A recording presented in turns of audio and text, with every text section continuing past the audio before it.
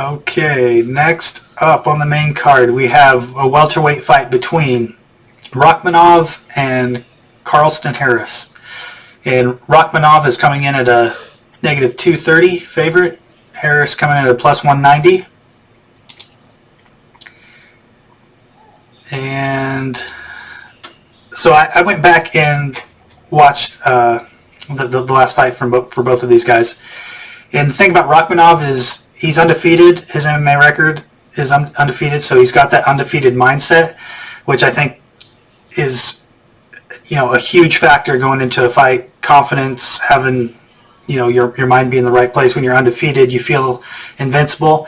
It can be a bad thing. It can also be a good thing. I'd rather see a fighter going in there with too much confidence than not enough confidence. So I think that's definitely going to play in his favor. His last fight was against Prozeris, and he did a pretty decent job with his jab.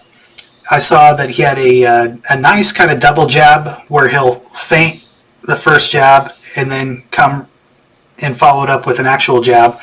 He's a pretty tall guy.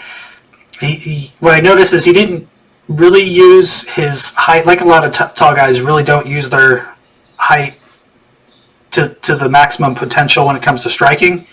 And I saw that with him. Although he did have a nice jab, he really didn't stay on the outside and pick the guy apart like you'd see with Adesanya. Although I did see he did use his height when it came to grappling defense. So in his last fight, he had his back up against the cage using a 50-50 position, and he was able to trip the guy and wind up on top, which was pretty impressive. He also, in another sequence, was in the clinch. He was able to pull in a whizzer defense and actually come out, take the guy down from the whizzer and stay on top. So he uses his height in grappling defense really well. I was really impressed with that. With Harris, his last fight was against Kasangane, and Kasangane is a very powerful striker, and I think he did pretty good in that fight. He definitely overextends in his punches. When you watch him throwing punches, he's throwing everything into those punches. So in this next fight, let's see if he's improved. Watch where his head position is relative to his feet and his hips, and maybe you'll notice what I noticed about how overextended this guy can get.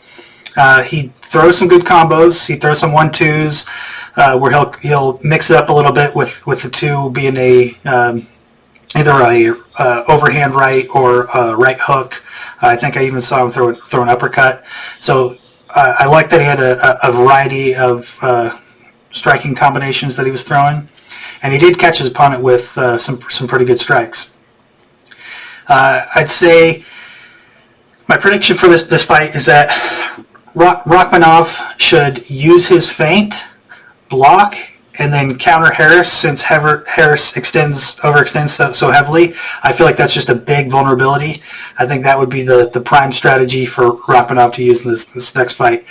And with the odds being at a negative 230 for Rakhmonov, I agree with those odds. I think he's a pretty good favorite. I think there's multiple ways that he can beat Harris, and not at nearly as many ways that Harris can beat Rakhmonov. And the ways that I would see Harris beating Rakhmonov, even though Harris did end up with lots of good strikes in his last match, I would think that his advantage would be on the ground, and since Rakhmonov has such good grappling defense, I think it's going to be hard for him to get a good advantage in this next fight.